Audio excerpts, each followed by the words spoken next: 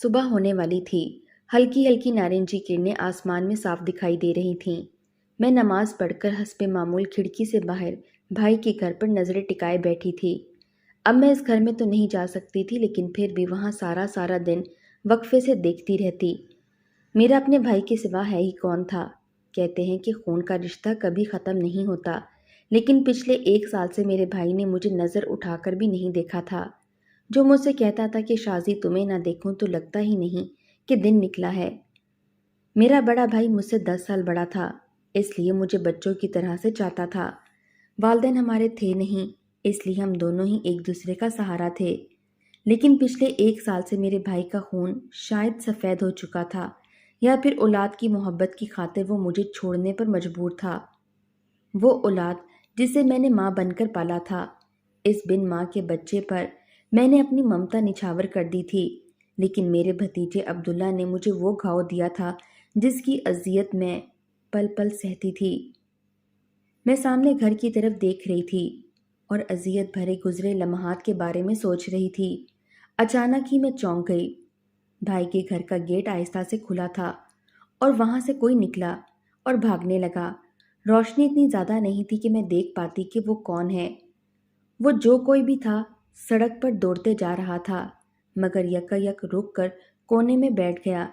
سڑک سے چوکیدار آ رہا تھا، شاید وہ حوالہ ایک سائیڈ میں کھڑا ہو گیا۔ میں جلدی سے نیچے بھاگی اور گیٹ عبور کر کے اس کی جانب جانے لگی۔ میں اس کے سر پر پہنچ کر بولی، کون ہو تم؟ جب اس نے برجستہ میری طرف دیکھا تو اس کا نقاب اتر گیا۔ اسے دیکھ کر مجھے حیرت کا شدید جھٹکا لگا۔ میں اسے اچھی طرح سے جانتی تھی۔ اس کی آنکھوں سے آنسو ٹپ ٹپ گر رہے تھے۔ تم اس وقت یہاں؟ میں نے اسے جھنجھوڑتے ہوئے پوچھا۔ اسی اثنا میں اس نے جو چادر میں چھپا رکھا تھا وہ دیکھ کر تو میرے سر پر آسمان ہی گر پڑا تھا۔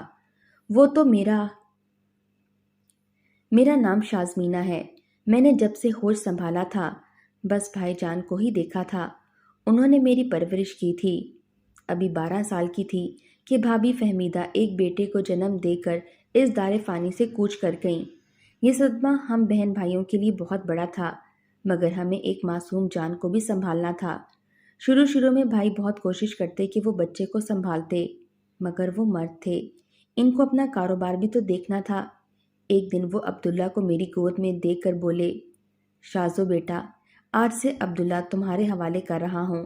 اس کی دیکھ بھال کے لیے آیا تو ہے، مگر مجھے ان پر بھروسہ نہیں، بس تم ابھی اس کا خیال رکھنا۔ بھائی بہت پریشان لگ رہے تھے۔ میں نے بھائی سے کہا، میں اس کا خیال رکھوں گی، اور اس دن کے بعد آج سے میری زندگی کا یہ واحد مقصد بن گیا۔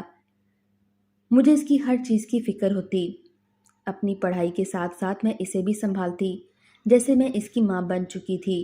وہ بھی مجھ سے دور نہ رہتا۔ رات کو جب وہ نیند میں اماں کہہ کر پکارتا تو میں بے ساختہ اٹھ بیٹھتی۔ وہ بیمار ہوتا تو میں پوری رات آنکھوں میں کاٹ لیتی، اسے سنبھالنے کے ساتھ ساتھ اس کے لیے روتے ہوئے اللہ سے اس کی صحت کی دعائیں بھی کرنے لگتی۔ آہستہ آہستہ وہ بڑا ہوتا گیا۔ اس کی پڑھائی کی ذمہ داری بھی میرے ہی کاندھوں پر تھی۔ اتنی مصروفیت میں پتہ ہی نہیں چلا کہ کب وہ جوان ہو گیا۔ اب اس کے چہرے پر داڑھی آ گئی تھی۔ وہ مجھے اپنی ماں ہی سمجھتا تھا، مگر کہتا پھپھو جان تھا۔ عبداللہ اب بھی میرے ساتھ ہی سوتا تھا، مگر کچھ دن سے میں نے نوٹ کیا تھا کہ وہ رات کو کمرے سے غائب رہتا ہے۔ ایک رات میری آنکھ کھلی تو دیکھا اس کی چارپائی خالی تھی۔ میں باہر آئی تو دیکھا کہ وہ لاؤنج میں صوفے پر لیٹا مسکراتا ہوا کسی سے فون پر باتیں کر رہا تھا۔ مجھے دیکھ کر اس نے کال کاٹ دی۔ میں حیرت میں تھی، آج تک عبداللہ نے مجھ سے کوئی بات نہیں چھپائی تھی، پھر آج ایسا کیا ہو گیا تھا کہ اس کے چہرے پر ہوائیاں اڑ رہی تھیں۔ میری بات سنے بنا وہ وہاں سے اٹھ گیا۔ میں واپس آ گئی، ساری رات پریشان رہی کہ عبداللہ کو کیا ہو گیا ہے۔ میں اور عبداللہ اچھے دوست تھے، ہر بات ایک دوسرے سے شیئر کرتے تھے۔ دوسرے دن میں نے موقع پا کر اس سے پوچھا کہ کل وہ کس سے بات کر رہا تھا۔ میں نے اسے کہا کہ مجھے بس سچ سننا ہے۔ تب اس نے بتایا کہ وہ ایک لڑکی سے محبت کرنے لگا ہے اور اس سے شادی کرنا چاہتا ہے۔ میں اس کی بات سن کر حیران رہ گئی۔ عبداللہ، ابھی تمہاری عمر ہی کیا ہے، ابھی سے شادی؟ مگر وہ بضد تھا کہ اسے شادی کرنی ہے۔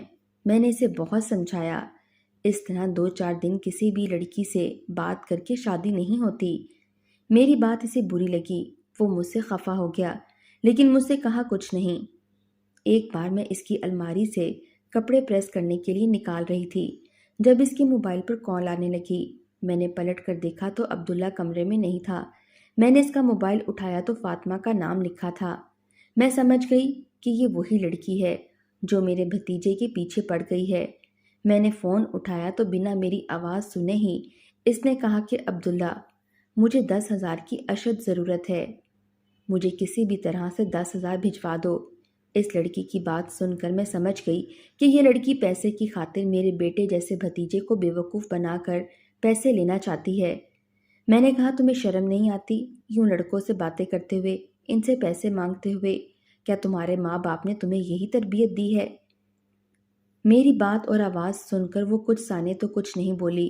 اس کے بعد کہنے لگی کہ آپ مجھے غلط سمجھ رہی ہیں، میں عبداللہ سے سچی محبت کرتی ہوں۔ میں نے کہا لڑکی، بے وقوف، تم میرے معصوم بھتیجے کو تو بنا سکتی ہو، مجھے نہیں۔ خبردار جو تم نے اسے دوبارہ فون کیا تو۔ یہ کہہ کر میں نے فون رکھ دیا، لیکن یہ نہیں معلوم تھا کہ وہ لڑکی اتنی تیز نکلے گی۔ اس نے رو رو کر عبداللہ سے نہ جانے کیا کہا کہ اگلے ہی روز عبداللہ مجھ پر چلانے لگا، کہنے لگا آپ ہوتی کون ہیں فاطمہ سے اس قسم کی باتیں کرنے والی؟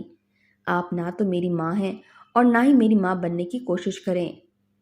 میں عبداللہ کی بات سن کر ششدر سی رہ گئی تھی۔ وہ اس لڑکی کی محبت، میری برسوں کی محبت کو اتنی جلدی فراموش کر گیا تھا۔ شام کو جو میں نے سنا، میں خون کے آنسو رونے پر مجبور ہو گئی تھی۔ وہ بھائی جان سے کہہ رہا تھا کہ ابو، آپ پھپھو کی شادی کیوں نہیں کروا دیتے؟ اتنی خوبصورت بھی ہیں، ان کی شادی کروائیں۔ یہ میرے معاملے میں بہت بولتی ہیں۔ اپنے بھتیجے کے منہ سے اپنے لیے یہ بات سن کر میں دنگ رہ گئی۔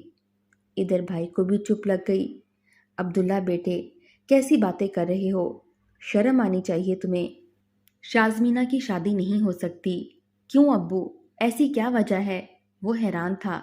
بس بیٹا، کچھ باتیں ایسی بھی ہوتی ہیں جن پر پردہ ڈالا جائے تو بہتر ہے۔ بھائی نے اسے سخت لہجے میں کہا تو وہ چپ ہوا۔ میں نے گہرا سانس لیا۔ میں نہیں چاہتی تھی کہ عبداللہ کو میرے بارے میں تلخ حقیقت معلوم ہو۔ عبداللہ فرقان نے بھائی سے بھی فاطمہ کی بات کر لی تھی، اور ان کے منع کرنے کے باوجود بھی وہ اپنی ضد پر اڑا ہوا تھا کہ وہ فاطمہ سے ہی شادی کرے گا۔ میں نے بعد میں اس سے بحث نہیں کی کیونکہ وہ کچھ بھی سننے کو تیار نہیں تھا۔ بالآخر بھائی جان بھی مان گئے۔ ہم اس لڑکی کے گھر رشتہ لے کر گئے، مگر وہ لوگ انتہائی غریب تھے۔ ان کے 2 کمروں کے بسیدہ گھر میں اتنی جگہ نہیں تھی کہ کسی مہمان کو بٹھایا جا سکے۔ بس 2 چارپائیاں پڑی تھیں، ایک کرسی۔ پڑوسی ایک لڑکا لے کر آیا تھا۔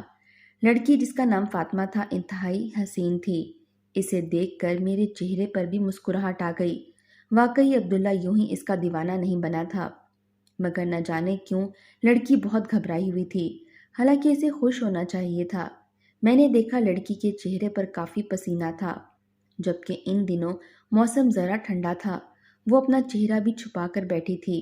میں سمجھی کہ شرما رہی ہے۔ ہم نے عبداللہ کی خواہش پر منگنی کی رسم کے ساتھ ہی نکاح کروا لیا، اور 1 ہفتے کے بعد رخصتی تھی۔ بہت کم وقت میں شادی کی تیاریاں کر لی گئی تھیں، اور وہ رخصت ہو کر ہمارے گھر آ گئی۔ ہم سب بے حد خوش تھے، مگر فاطمہ نے کسی کو اپنا چہرہ دکھانے سے انکار کر دیا۔ رشتہ دار عورتیں بھی حیرت میں تھیں کہ بھلا عورتوں سے کیا پردہ، مگر ہم مجبور تھے، وہ مان نہیں رہی تھی۔ مجھے سب کی باتیں سننا پڑیں، مگر میں کیا کر سکتی تھی؟ ولیمے کے دن بھی وہ گھونگھٹ نکال کر بیٹھی رہی۔ میں اسے بہت پیار دیتی تھی، مگر نہ جانے کیوں وہ مجھ سے کھچی کھچی رہتی، سارا دن اپنے کمرے میں رہتی اور کھانا بھی اندر ہی کھاتی۔ لگتا ہی نہیں تھا کہ گھر میں کوئی نیا فرد آیا ہے۔ وہ عبداللہ کے ساتھ بھی کہیں نہیں باہر جاتی تھی۔ سمجھ میں نہیں آتا تھا، اگر وہ اتنی ہی باپردہ تھی جتنا اس گھر میں تھی، تو عبداللہ نے اسے کیسے اور کہاں دیکھا؟ جو لڑکی اپنے ہی گھر میں منہ چھپا کر پھرے، بھلا وہ عبداللہ نے کیسے دیکھی؟ خیر، میں ان معاملات میں پڑنا نہیں چاہتی تھی، مگر میں نے دیکھا عبداللہ کی غیر موجودگی میں وہ کسی سے فون پر باتیں کرتی تھی۔ جب میں اسے کھانا دینے اس کے کمرے میں جاتی، وہ فون میں ہی لگی ہوتی۔ مجھے دیکھ کر جھٹ سے فون چھپا دیتی۔ میں نے دیکھا وہ ایک چھوٹا سا پرس تھا جو اس نے تکیے کے نیچے چھپانے کی کوشش کی تھی، مگر وہ پھر بھی نظر آ رہا تھا۔ شام کو عبداللہ آیا تو میں نے اسے کہا، فاطمہ کو کوئی اچھا سا فون لے کر کیوں نہیں دیتے؟ عبداللہ حیرت سے بولا، پھپھو، فاطمہ کے پاس تو سب سے مہنگا فون ہے، آپ ایسا کیوں کہتی ہیں؟ میں نے اس کے پوچھنے پر بات ڈال دی تھی، مگر مجھے کھٹکا ہوا کہ اگر اس کے پاس اتنا اچھا فون تھا تو پھر اس نے پرس میں پرانا سا فون کیوں رکھا ہوا تھا؟ شاید وہ شادی سے پہلے کا ہوگا، مگر میں عبداللہ کو بھی جانتی تھی، اسے پسند نہیں تھا کہ اس کی بیوی ایک ٹوٹا ہوا فون یوز کرے۔ اس نے یہ فون عبداللہ سے چھپایا ہوا تھا، مگر کیوں؟ مجھے تجسس ہوا۔ میں نے ایک دن اس کے کمرے سے کان لگا کر باتیں سننے کی کوشش کی۔ وہ دبی ہوئی آواز میں کسی کو کہہ رہی تھی، کہا تو ہے تمہارا کام ہو جائے گا، بس مجھے کچھ وقت دو۔ وہ کچھ ایسے ہی باقی بھی معنی خیز باتیں کر رہی تھی۔ 1 ماہ ہو گیا تھا ان لوگوں کی شادی کو۔ ایک دن اس کی طبیعت ٹھیک نہیں تھی، میں اسے ڈاکٹر کے پاس لے گئی۔ پہلے تو وہ مان نہیں رہی تھی، پھر مجبوراً میرے ساتھ چلی گئی۔ اس نے اچھے سے خود کو کور کیا ہوا تھا، صرف اس کی ایک آنکھ نظر آ رہی تھی۔ لیڈی ڈاکٹر نے چیک کر کے بتایا کہ وہ ماں بننے والی ہے۔ یہ خبر سنتے ہی اس کی خوشی کا ٹھکانہ نہ رہا۔ میں بھی بہت خوش ہوئی، مگر فاطمہ جیسے خوشی سے پاگل ہو رہی تھی، جیسے اس کی شادی کو کئی سال ہو گئے تھے اور بچہ نہیں ہو رہا تھا۔ خیر، آہستہ سے دن گزرتے گئے اور وہ روز کسی نہ کسی دائی کو بلوا کر پوچھتی کہ میرا بچہ کب ہوگا۔ میں اس کی ان باتوں سے بیزار ہو گئی۔ ایک دن میں نے سنا وہ کسی کو فون پر کہہ رہی تھی، وعدہ کرتی ہوں خدا کی قسم، جیسے ہی بچہ پیدا ہوگا تمہیں پہنچا دوں گی، تھوڑا سا اور انتظار کر لو۔ اس کی باتیں سن کر میرے تو پیروں تلے سے زمین نکل گئی۔ یہ وہ کیا کہہ رہی تھی؟ بھلا کون ماں اپنا بچہ کسی کو دے سکتی ہے؟ مجھ سے رہا نہیں گیا۔ میں نے کہا، یہ تم کس سے باتیں کر رہی ہو؟ اور تم یہ بچہ کس کو دینا چاہتی ہو؟ یہ بچہ ہمارا ہے، سمجھی تم؟ میں نے اپنے غصے پر قابو رکھتے ہوئے کہا۔ مجھے اچانک اپنے سامنے دیکھ کر وہ سن ہو گئی۔ کافی دیر تک تو کچھ بول ہی نہیں پائی تھی۔ اس کی حالت خراب ہو رہی تھی، ماتھے پر پسینہ آ گیا تھا، اس کا حسین چہرہ سیاہ پڑ گیا۔ میں تو کسی سے بات نہیں کر رہی تھی، آپ کو غلط فہمی ہوئی ہے، وہ ہکلاتے ہوئے بولی۔ ٹھیک ہے، آنے دو عبداللہ کو، دودھ کا دودھ اور پانی کا پانی ہو جائے گا۔ میں یہ کہہ کر اس کے کمرے سے نکل آئی، لیکن عبداللہ سے بات کرنے کی نوبت ہی نہیں آئی۔ کچھ ہی دیر میں وہ میرے سر پر کھڑا چلا رہا تھا، پھپھو، آپ کے ساتھ مسئلہ کیا ہے آخر؟ جس دن سے فاطمہ اس گھر میں آئی ہے، آپ نے تو اس کا جینا دوبھر کر دیا ہے، اسے کمرے سے نکلنے بھی نہیں دیتی۔ میں نے سب برداشت کیا، مگر اب میں چپ نہیں رہوں گا۔ میں سخت حیرت میں تھی کہ وہ کس لہجے میں مجھ سے بات کر رہا تھا۔ عبداللہ، یہ لڑکی جھوٹ بول رہی ہے، تمہارے بچے کو خطرہ ہے، میں نے خود سنا وہ کسی کو اپنا بچہ دینے کی بات کر رہی تھی۔ میں نے عبداللہ کو سمجھایا، مگر اس کے ساتھ فاطمہ کھڑی تھی، زور زور سے رونے لگی کہ مجھ پر گھناؤنا الزام لگایا جا رہا ہے۔ بھلا کون اپنا بچہ کسی کو دے سکتا ہے؟ میں اب اس گھر میں 1 منٹ نہیں رہوں گی، کیونکہ آپ کی عزیز جان پھپھو تو یہاں سے جانے والی نہیں ہے۔ یہ کہتے ہی وہ وہاں سے چلی گئی۔ عبداللہ مجھے دیکھ کر بولا، دیکھا آپ نے، وہ جا رہی ہے، گھر چھوڑ دے گی۔ یہ کہتا ہوا وہ بھی گھر سے نکل گیا۔ میری سمجھ میں کچھ نہیں آ رہا تھا کہ میں کیا کروں۔ یہ لڑکی انتہائی چالاکی سے اپنا کام کر چکی تھی۔ میں عبداللہ کے پیچھے گئی، وہ ندا کو روک رہا تھا، تم نہیں جاؤ گی؟ فاطمہ، میں پھپھو کو ان کے گھر شفٹ کر دوں گا، بس تم صبح کا انتظار کر لو۔ اس کی بات سن کر مجھے لگا میری سانسیں بند ہو جائیں گی۔ جسے میں نے اپنی جان سے زیادہ چاہا تھا، جس کے لیے اپنی نیندیں، اپنا سکون حرام کیا تھا، وہ مجھے اس گھر سے نکالنے کی بات کر رہا تھا۔ فاطمہ نے اسے کہا، اگر صبح اس نے مجھے اس گھر میں دیکھا تو وہ اسی وقت نکل جائے گی۔ کچھ دیر کے بعد عبداللہ اپنے کمرے سے نکلا۔ میں لاؤنج میں بے جان بت بنی بیٹھی تھی۔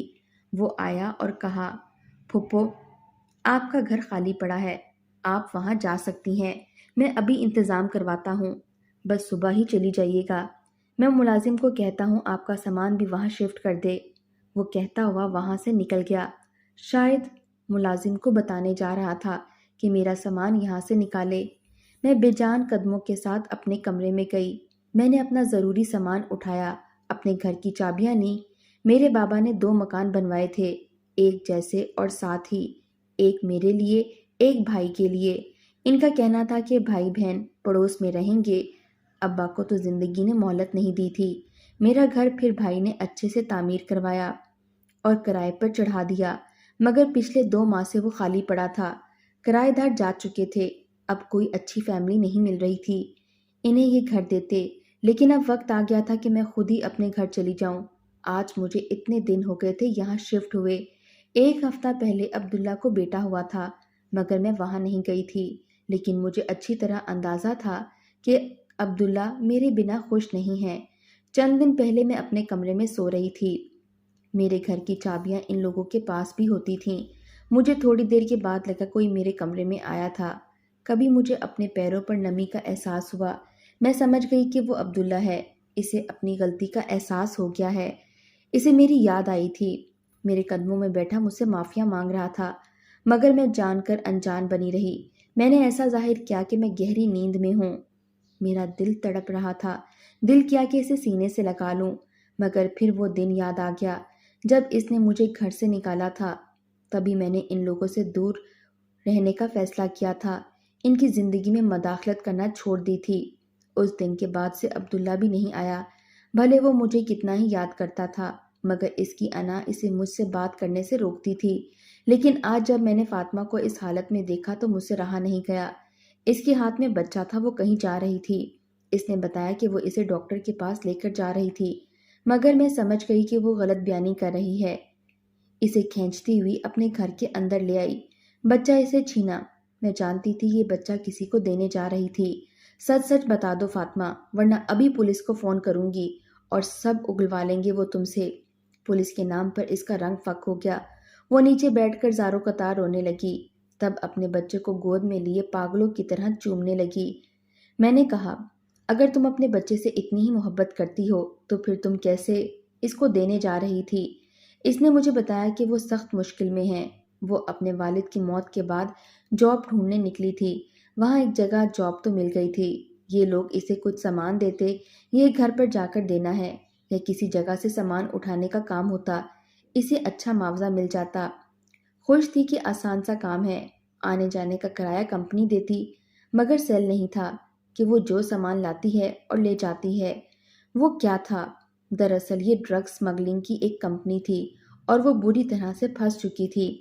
جب اسے معلوم ہوا وہ وہاں سے جان چھڑا کر بھاگ نکلی، مگر وہ لوگ ہر جگہ پہنچ جاتے اور اپنی ماں کو لے کر وہ در بدر کی ٹھوکریں کھانے لگی۔ تب اسے عبداللہ ملا تو وہ اس پر فدا ہو گیا۔ میں نے سوچا شادی کر کے چھپ کر رہوں گی، مگر یہ لوگ یہاں بھی اس کے ساتھ پہنچ گئے۔ ان کی لاکھ منتیں کیں کہ اب میرا پیچھا چھوڑ دو، میں یہ کام نہیں کر سکتی۔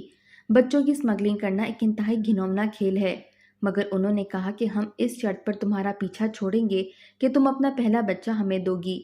انہوں نے کہا اگر میرا بچہ ان کے پاس ہوگا تو وہ مجھ پر بھروسہ کر سکتے تھے کہ میں ان کا راز کسی کو نہیں بتاؤں گی، اور اپنی جان بچانے کی خاطر اپنے بچے کو داؤ پر لگانے پر مجبور ہو گئی۔ وہ روتی جا رہی تھی۔ تبھی میں نے اسے تسلی دی کہ بے فکر ہو جاؤ، میں ان دونوں کو لے کر چھپ جاؤں گی۔